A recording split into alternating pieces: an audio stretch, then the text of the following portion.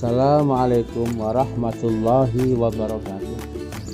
Anak-anak, gimana kabarnya? Semoga semuanya tetap sehat walafiat. Oke anak-anak, minggu kemarin sudah saya kirimkan PowerPoint tentang malaikat ya. Sudah dipelajari di rumahnya. Oke, sekarang tolong diperhatikan. Saya jelaskan lewat video. Mudah-mudahan kalian bisa memahaminya. Anak-anak, malaikat ya, itu ada siapakah malaikat itu dan apa sifat-sifatnya. Oke, mereka adalah makhluk gaib yang diciptakan oleh Allah Subhanahu wa Ta'ala dari nur atau cahaya, dan juga hamba Allah yang mendapat tugas di langit dan di bumi, itu adalah malaikat. Kemudian apa sifat-sifatnya mereka? Nah, yang pertama anak, mereka beda dengan kalian. Yang pertama, mereka itu tidak dilengkapi hawa nafsu, hanya punya akal saja. Yang kedua, tidak makan, tidak minum, dan tidak tidur. Itu malaikat. Beda dengan kalian, suka makan dan sebagainya. Yang ketiga, tidak berkelamin, laki-laki maupun perempuan. Dan ingat, kemudian jangan sebut banci, bukan. Yang jelas tidak berkelamin, laki atau perempuan. Kemudian tidak berkeluarga, serta selalu tunduk dan patuh kepada Allah Subhanahu wa Ta'ala, serta tidak pernah berbuat maksiat ataupun durhaka. Dan tentang arti iman kepada malaikat, ini kan termasuk rukun iman yang kedua ya. Artinya apa? Yaitu meyakini dengan sepenuh hati bahwa Allah Subhanahu wa Ta'ala telah menciptakan malaikat sebagai makhluk gaib yang diutus untuk melaksanakan perintah-perintahnya. Itu ada arti iman kepada malaikat. Kemudian ada 4 unsur makna iman kepada malaikat. Apa saja? Yang pertama, wajib mengimani keberadaannya. Artinya kita wajib mengimani bahwa mereka itu ada. Yang kedua, mengimani nama-namanya yang wajib diketahui. Anak-anak, jumlah malaikat itu banyak. Cuma yang wajib kamu ketahui namanya ada 10. Itu wajib kamu imani. Kemudian mengimani sifat-sifatnya. Tadi yang sudah saya sebutkan ya, tidak makan, tidak minum dan sebagainya. Dan yang keempat adalah mengimani tugas-tugasnya. Anak-anak, nama-nama malaikat dan tugasnya. Tolong ya, kamu hafalkan dan kamu pahami ya nama-nama dan tugasnya. Yang pertama anak, malaikat Jibril. Dia disebut juga Ruhul Qudus atau Ruhul Amin. Malaikat Jibril merupakan penghulu para malaikat dan bertugas untuk menyampaikan wahyu serta mengajarkannya kepada Nabi dan Rasul Allah Subhanahu wa Ta'ala.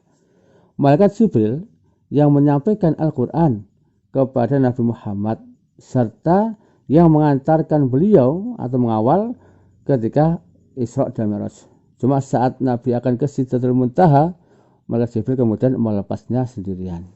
Dah, itu malaikat Jibril ya. Yang kedua ada lagi malaikat Mikail. Apa tugasnya? Yaitu bertanggung jawab mengirimkan rezeki dari Allah Subhanahu wa Ta'ala kepada siapa? Manusia. Ingat ya, Ar-Razzaq yang memberi rezeki tetap Allah. Cuma yang membaginya adalah malaikat Mikail. Bahkan malaikat Mikail juga mengatur rezeki kepada makhluk Allah yang lain di muka bumi ini. Siapa? Ya tumbuh-tumbuhan, hewan, ya, itu tetap Allah yang memberikan rezekinya.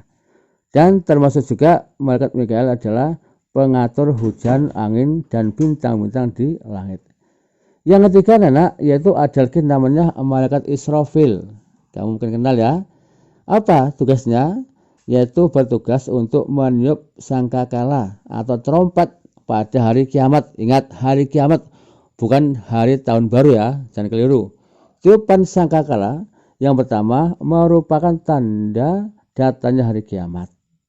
Dan tiupan yang kedua merupakan tiupan hari kebangkitan. Apa itu? Hari dibangkitkannya manusia dari kuburnya masing-masing. Saya teruskan. Yang nomor berapa sekarang? Kelima ya, malaikat mungkar. Tugasnya apa? yaitu menjaga alam kubur sekaligus menanyakan kepada roh manusia di alam kubur yang telah meninggal dunia.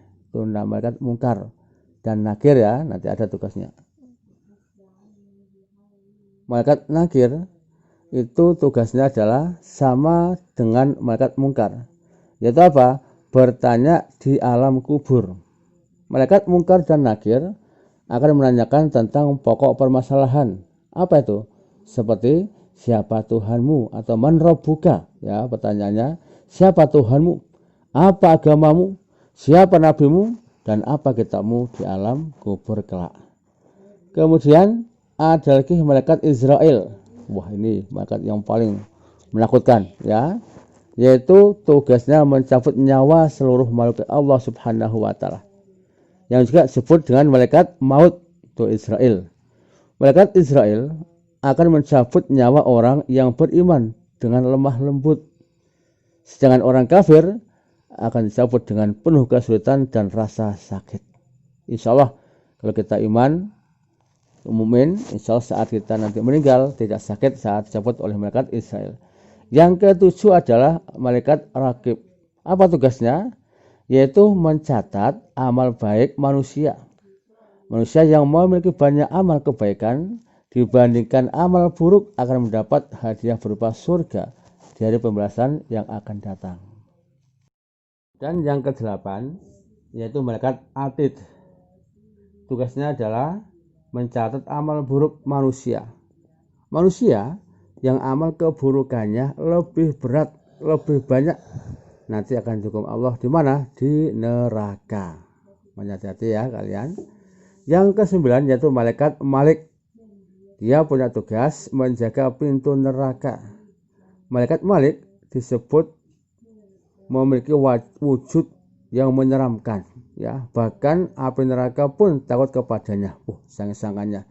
Dan anak-anak di dalam neraka nanti saat bertugas, malaikat Malik itu dibantu oleh malaikat Zabaniyah ya, nanti ada. Yang ke-10 malaikat Ridwan, yang kita harapkan ya, yaitu malaikat yang bertugas menjaga dan mengawasi surga serta menyambut semua hamba Allah Subhanahu wa taala yang beriman untuk masuk ke dalamnya. Semoga ya kita kelompok mereka yang nanti disambut oleh malaikat Ridwan di dalam surganya Allah Subhanahu wa taala. Anak, itu ya tadi tentang malaikat. Tolong ya kamu pelajari, kamu pahami agar kamu nanti saat ada tugas bisa mengerjakannya. Oke, sekian dulu dari saya. Terima kasih atas perhatiannya. Mudah-mudahan tetap sehat walafiat semuanya. Oke, saya tutup. Assalamualaikum warahmatullahi wabarakatuh.